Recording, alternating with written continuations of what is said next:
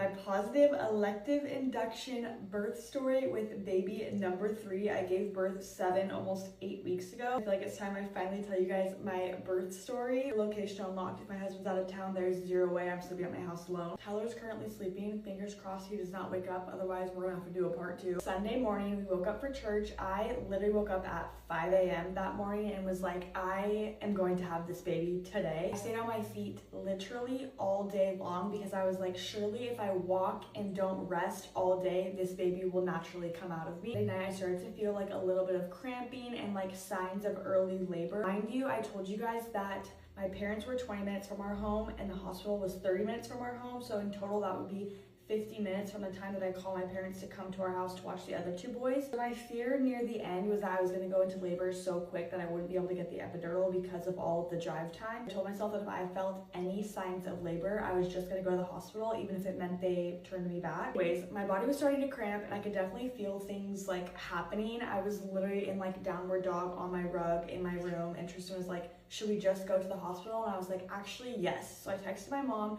at 9:45 and I said, hey, I think I'm in early labor. Was not in early labor, but we'll get to that. We give them the full rundown on the boys, and then we get in the car. We actually stopped and got gas and like snacks before we went. Again, wasn't in active labor, so like we weren't in a huge rush, which was a much different experience than my second birth, because if you guys remember, I was literally dilated to like a 7.5, 8 when I arrived at the hospital with my second birth. So I was literally bearing down in the car, like gripping the sides of the doors. It's truly what I was trying to avoid with my third birth. Get to the hospital, do the whole like registration, check-in thing. My name was already in the system because obviously it's my third baby, so that went super quick, and then they checked me into triage. Hooked me up to the monitors, and there were no consistent contractions. However, I was now dilated to a 5, and I think if you're dilated to at least a 4, they won't turn you away. According to my Flow app, I was 39 weeks on Sunday. I turned a new week every Sunday, according to me, but according to my doctor, I was 38.6. The triage nurse told me, we actually cannot induce you right now because you are not technically 39 weeks. So the triage nurse told me that my doctor was actually on call that night, which I did know. She told me, we're not going to send you home, just go walk around the hospital, visit the garden. Once it turns 12, I'll talk to your doctor and see if he wants to induce you. Tristan and I gave ourselves a little tour of the entire hospital. We walked out in the garden. I was like walking, I mean like anything I could to like